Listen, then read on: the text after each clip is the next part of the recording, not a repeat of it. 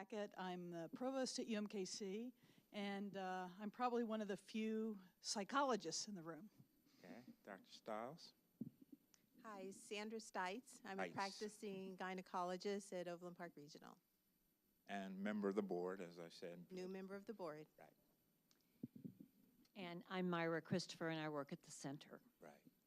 So, in my remarks last night at the dinner, I said one of the things I just love about the Center for Practical Bioethics is that for the past 30 years, the center's been a honest broker. It's brought together different stakeholders and different people to bear on these important societal problems.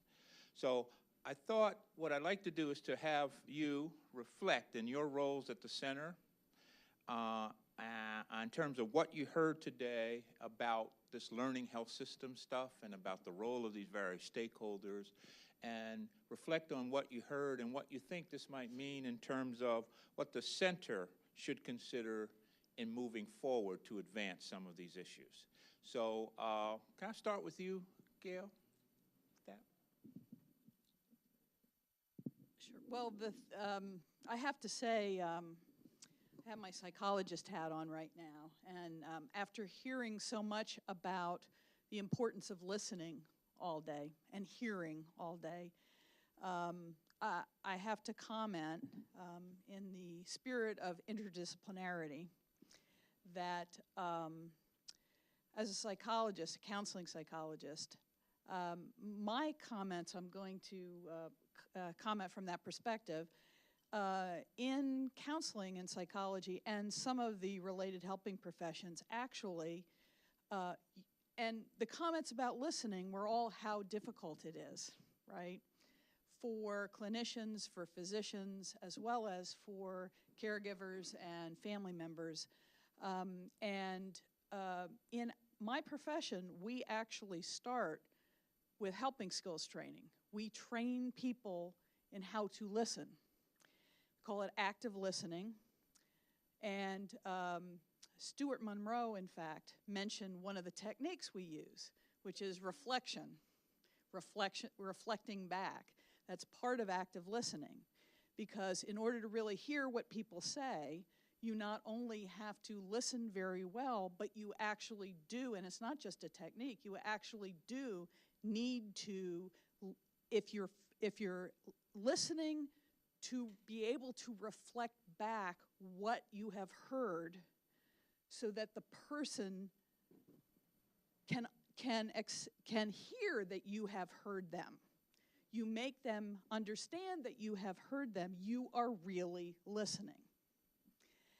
And it is something that many helping professionals in training have a very difficult time doing, how much more so than people in distress, right?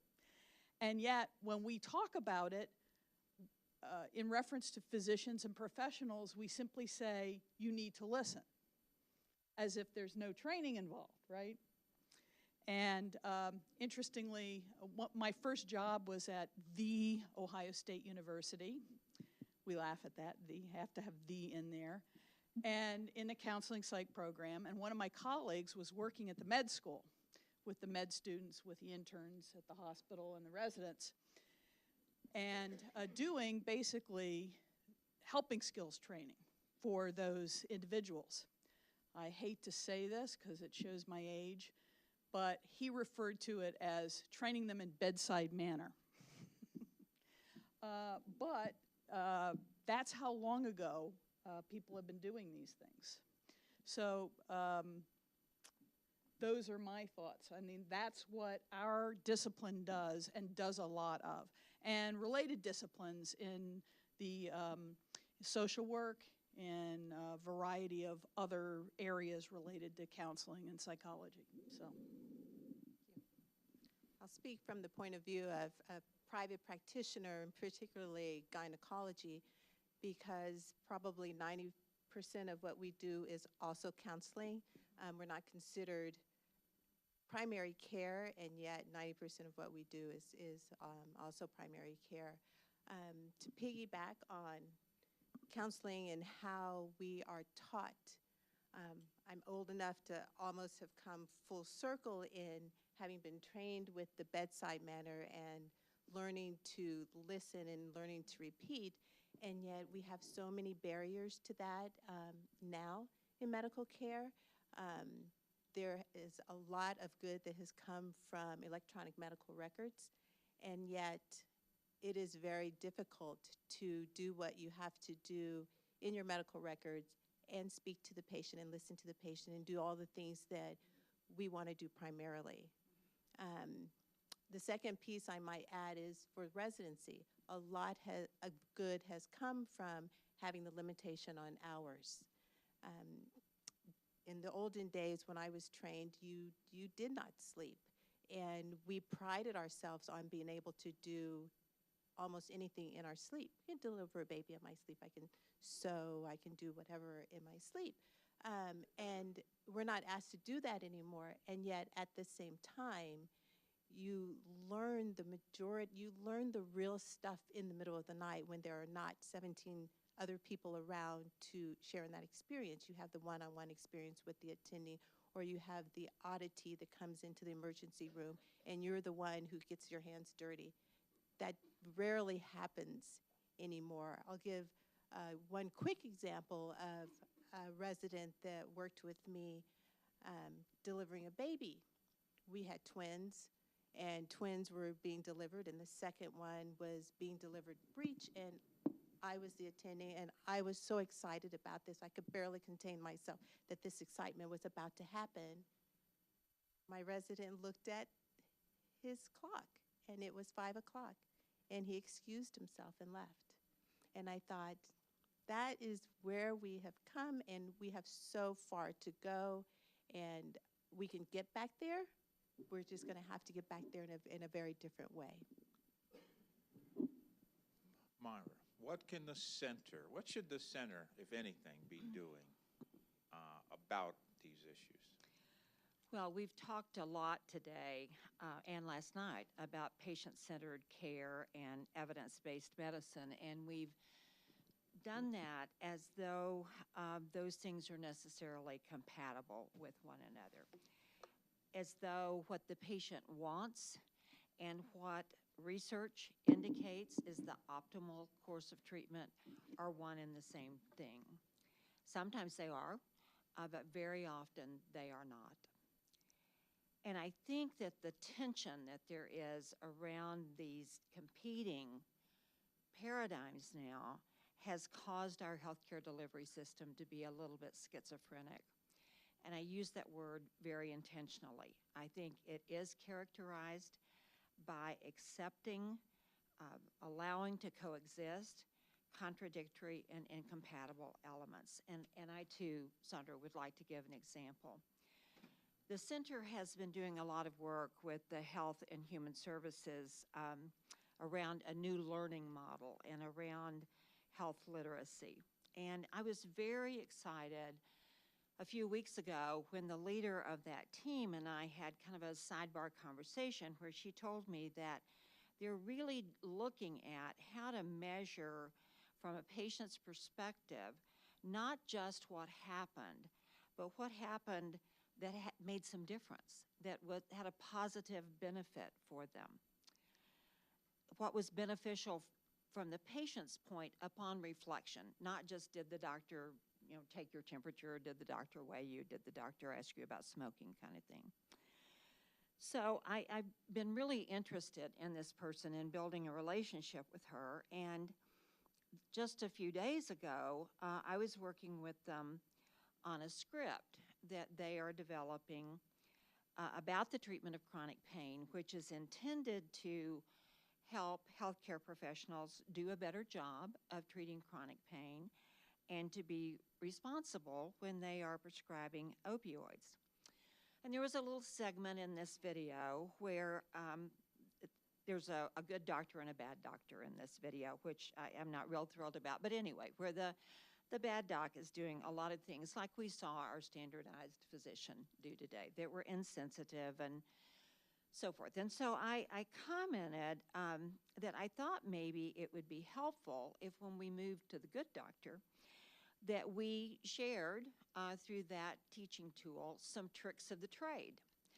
And she said, well, like what? And there's a prevailing theme in every conversation now about time limitations, and that doctors have 7 minutes with their patient on average. And I said, well, you know, simple things like sitting down, looking at the patient directly eye to eye when you're talking with them, maybe even touching them, maybe engaging initially in just a little bit of just idle chit-chat. There was recently a wonderful article, I think it was in New England or JAMA within the last month, about the importance of kind of chit-chat, and some of the examples they gave I thought were really funny. But one was the doctor could say, I really like that belt you have on. I thought, wow, that's kind of weird, but he would give, yeah, Sandra's saying they don't have clothes on. I do, because I leave my clothes on. But anyway, the benefit of that the patient reads that as, wow, they really see me as a person. They're really interested in what I have on, or, you know, something like that. So I think that we have enormous work to do, but it is what Linda Ward calls worthy work. This is really important work because we are in a time of transition, and we absolutely have to figure this out together. So, Richard, to your question about what can the center do to help in that process, I hope this doesn't sound self-congratulatory, but this is 30 years now that we've been working on these things. And I would say that we need to continue doing what we've been doing for the last 30 years. And those things specifically are to assert the significance of values in decision making. Clay, you are the only person today who even uttered the word value. And I think much of this is about value conflict. And the center has a lot of experience in helping people understand, get clear about what their values are and why they might not be exactly the same as others, and trying to help people, well-intentioned people, to reconcile those conflicts. Second, I think we need to keep advocating for patients to have a voice and a seat at the table. And, you know, I feel like we've kind of been beating our head against this wall for a long time. But the conversation today, in a way, makes me think maybe our view has come. Maybe others have begun to believe that what we've asserted for a long, long time has some truth in it. And when I say I have voice and a seat at the table about decision making, I mean whether we're talking about their own treatment, course of treatment, or policy, whether it's institutional or legislative or societal, and also about allocating resources. How do we spend our dollars? And then lastly, I think that the third thing is that we need to support with all of our might, all of our energies, all of our resources, our hearts and soul, the missions and the efforts of those who are trying to make it different. Whether it is PCORI or it is a health system that has said, wow, this learning health system thing sounds kind of interesting, or whether it's a group of a professional society, they're interested in research, quality improvement, whatever.